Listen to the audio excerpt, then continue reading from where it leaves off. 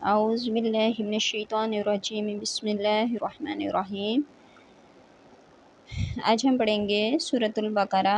دوسرا پارہ رکوع نمبر 28 آیت نمبر 222 سے لے کر آیت نمبر 228 تک۔ بسم اللہ الرحمن الرحیم۔ وَيَسْأَلُونَكَ، وہ پوچھتے ہیں آپ سے، عن المحیض، حیض کے متعلق، قل آپ فرما دیجئے محبوب، ہوا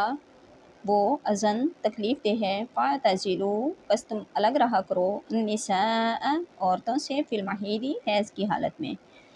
ولا تقربوہن اور نہ تم نزدیک جایا کرو ان کے، حتیٰ یہاں تک کہ یطہرن وہ پاک ہو جائیں، فاذا پس جب تطہرن وہ پاک ہو جائیں، فأتوہن تو پس جاؤ ان کے پاس، من حیث امرکم اللہ کہ جیسے حکم دیا ہے تمہیں اللہ نے، ان اللہ بے شک اللہ تعالیٰ، یحب وہ محبت کرتا ہے، التوابین بہت توبہ کرنے والوں سے، ویحب اور وہ محبت کرتا ہے، المتطہرین صاف ستھرا رہنے والوں سے۔ اب اس میں دو چیزوں کا بیان ہے کہ ہمیں افراط و تفریط سے منع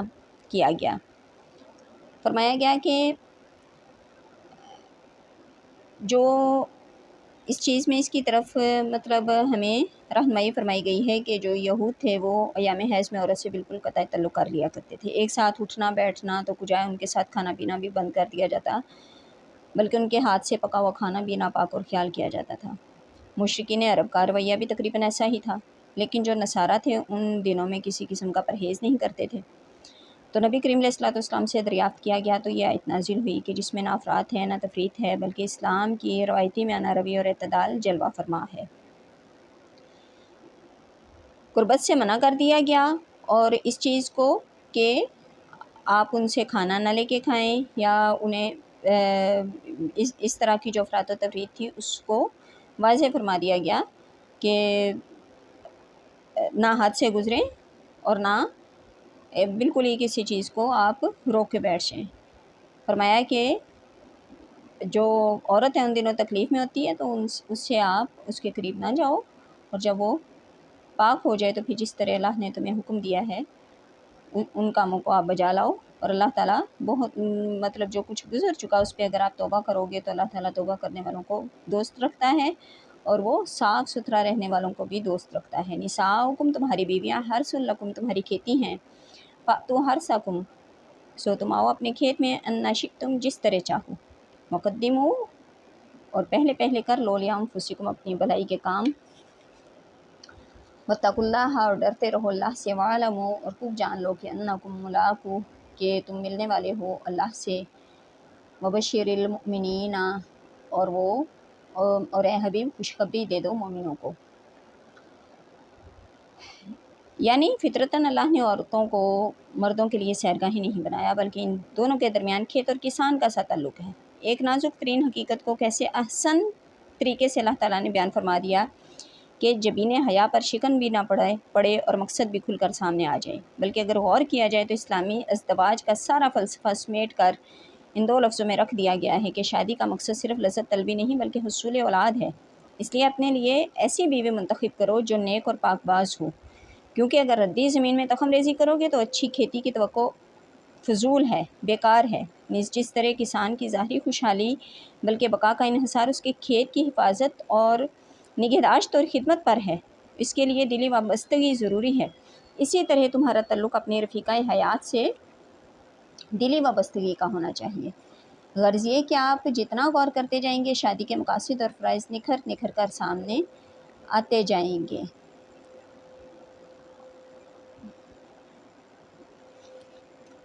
اب آگے کیا فرمایا ہے کہ ولا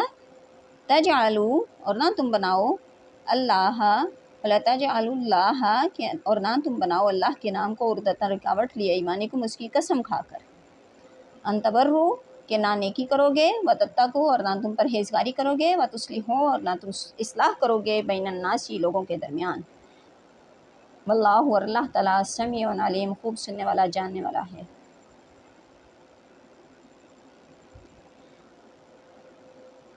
اب بعض نادان قسم اٹھا لیا کرتے تھے کہ وہ ماں باپ کے ساتھ نہیں بولیں گے یا اپنے بھائی وغیرہ سے قطع تعلق کر لیں گے اور جھوٹی گواہی ضرور دیں گے، اور پھر اپنی قسموں کی وجہ سے اپنے آپ کو نیکی نہ کرنے کا پابند سمجھتے تھے۔ آج کل بھی ایسا رواج ہے۔ اس آیت میں بتایا گیا کہ نیکی نہ کرنے پر اللہ کے نام کی قسمیں مت اٹھاؤ۔ حضور علیہ السلام کا ارشاد گرامی ہے کہ یعنی اگر تم کسی کام کی قسم اٹھا لو اور پھر اس سے دوسرا کام نیک معلوم ہو تو وہ نیک کام کر لو اور قسم کا کفارہ ادا کر دو یعنی اللہ تعالیٰ کا نام پاک نیک کام نہ کرنے کا ذریعہ مت بناؤ۔ قسم توڑنے کا کفارہ یہ ہے کہ 10 مسکینوں کو کھانا کھلانا یا کپڑے دینا یا 3 دن کے روزے رکھنا۔ اب لا یؤاخذکم نہیں پکڑے گا تمہیں اللہ باللغوی تمہاری لائنی فی ایمانکم تمہاری لائنی قسموں پر، کہ لا یؤاخذکم اللہ باللغوی فی ایمانکم کہ نہیں پکڑے گا تمہیں اللہ تعالیٰ تمہاری لائنی قسموں پر، بلکہ یؤاخذکم لیکن پکڑے گا تمہیں ان قسموں پر بما کسبت کہ جن کا تم نے ارادہ کیا قلوبکم تمہارے دلوں نے، مطلب جو پختہ قسمیں تم نے کھائیں ارادتاً کھائیں، واللہ اور اللہ تعالیٰ غفور حلیم بہت بخشنے والا حلم والا ہے۔ یعنی اگر ارادہ اور قصد کے بغیر قسمی الفاظ زبان پر جاری ہونے کی عادت ہو گئی ہے تو ان کا اعتبار نہ ہوگا، مگر جو آپ نے باقاعدہ ارادتاً قسم اٹھائی ہے اللہ تعالیٰ ان قسموں کے بارے میں ضرور پوچھے گا۔ للذین ان لوگوں کے لیے کہ یؤلون کہ جو قسم اٹھاتے ہیں کہ من نسائہم اپنی بیویوں کے تربص اربعۃ اشہر کے قریب نہ جائیں گے، ان کے لیے مہلت ہے 4 ماہ کی۔ للذین یؤلون من نسائہم تربص اربعۃ اشہر کہ ان کے لیے کہ جو قسم اٹھاتے ہیں کہ وہ اپنی بیویوں کے قریب نہ جائیں گے، مہلت ہے 4 ماہ کی۔ فَإِن فَاؤ پھر اگر وہ رجوع کر لیں فَإِنَّ اللَّهَ تو پس بے شک اللہ تعالیٰ غفور الرحیم بہت بخشنے والا رحیم ہے۔ بعض لوگ اپنی بیویوں کو ستانے کے لیے قسم اٹھا لیا کرتے تھے کہ وہ ان کے قریب نہیں جائیں گے، اسی طرح عورت نکاح میں بھی رہتی اور حقوق زوجیت سے بھی محروم ہو جاتی۔ قرآن نے اس ظلم کا بھی خاتمہ کر دیا اور فرمایا کہ اگر 4 ماہ کے اندر تم نے اپنی یہ قسم توڑ دی تو عورت تمہارے نکاح میں رہے گی، تمہیں صرف کفارہ ادا کرنا ہوگا۔ اگر تم نے 4 ماہ گزرنے پر بھی اپنی قسم نہ توڑی تو نکاح ٹوٹ جائے گا اور عورت کو حق حاصل ہوگا کہ وہ کسی دوسرے شخص سے نکاح کر لے۔ ایسا نہیں ہو سکتا کہ تم عورت کو اپنے نکاح میں بھی جکڑ بند کر کے رکھو اور اس کے حقوق زوجیت بھی ادا نہ کرو۔ ہاں اگر اپنی خوشی سے پھر اس خامن سے وہ نکاح کرنا چاہے تو کر سکتی ہے۔ وَإِنْ عَزَمُوا الطَّلَاقَ فَإِنَّ اللَّهَ سَمِيعٌ عَلِيمٌ اور اگر پکا ارادہ کر لیں طلاق دینے کا تو بے شک اللہ تعالیٰ سب کچھ جاننے والا ہے۔ والمطلقات اور طلاق دی ہوئی عورتیں یتربصن وہ روکے رکھیں بانفسہن اپنے آپ کو ثلاثۃ قروء 3 حیضوں تک۔ ولا یحل لہن اور جائز نہیں ہے ان کے لیے ان یکتمن کہ وہ چھپائیں ما خلق اللہ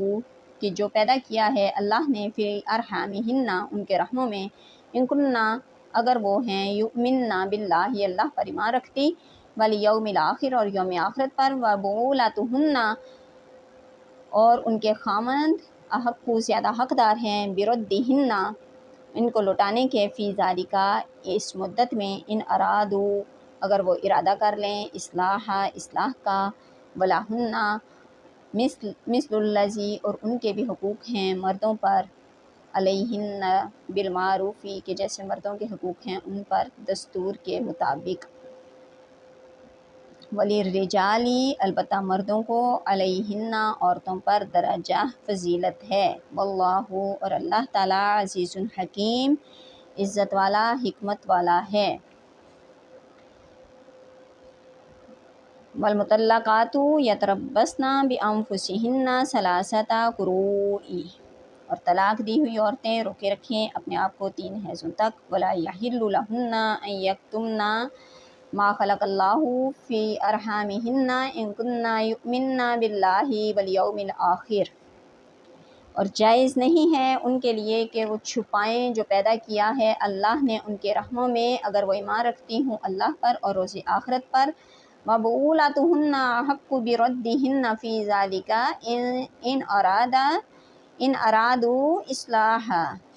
اور ان کے خامند زیادہ حقدار ہیں ان کو لوٹانے کے اس مدت میں اگر وہ ارادہ کر لیں اصلاح کا۔ وَلَهُنَّ مِثْلُ الَّذِي عَلَيْهِنَّ بِالْمَعْرُوفِ، اور ان کے بھی حقوق ہیں مردوں پر جیسے مردوں کے حقوق ہیں ان پر، بالمعروف دستور کے مطابق۔ وَلِلرِّجَالِ عَلَيْهِنَّ دَرَجَةٌ، البتہ مردوں کو عورتوں پر فضیلت ہے۔ واللہ، اور اللہ تعالیٰ عزیز حکیم، اللہ تعالیٰ عزت والا حکمت والا ہے۔ اگر خامند اپنی بیوی کو طلاق دے دے تو بیوی کو یہ اجازت نہیں کہ وہاں سے اٹھے اور جھٹ سے دوسرے شخص سے جا کر بیاہ رچا لے، جیسا کہ یہود کے ہاں قاعدہ تھا، بلکہ اسے حکم ہے کہ 3 حیض گزرنے کی مدت تک صبر کرے، اس کے بعد اسے نکاح کرنے کی اجازت ہے۔ اس مدت انتظار کو شریعت میں عدت کہتے ہیں۔ اس میں بڑی مصلحتیں ہیں۔ اس مدت میں خامند چاہے تو رجوع بھی کر سکتا ہے بشرطیہ کہ اس نے تیسری بار طلاق نہ دی ہو۔ نیز اس عرصہ میں اگر عورت حاملہ ہے تو بھی پتہ چل جائے گا اور یہ چیز خامند کو رجوع کرنے پر آمادہ کر سکتی ہے۔ اس سے بڑھ کر شریعت کو اس پیدا ہونے والے بچے کے حقوق کا پاس ہے کہ اس کی نسبت مشکوک اور مخلوط نہ ہو جائے۔ اس کے علاوہ طلاق کی اہمیت کی طرف بھی اشارہ ہے کہ طلاق کوئی معمولی واقعہ نہیں ہے کہ جس کا کوئی اثر نہ ہو، یہ تو ایک المناک حادثہ ہے، لیکن عدت کی یہ مدت اس عورت کے لیے ہے جو مدخول بہا ہو اور بڑھاپے کی وجہ سے اس کا حیض بھی بند نہ ہو گیا ہو اور حملہ بھی نہ ہو۔ اس قسم کی عورتوں کی عدت کا بیان دوسری آیات میں آئے گا۔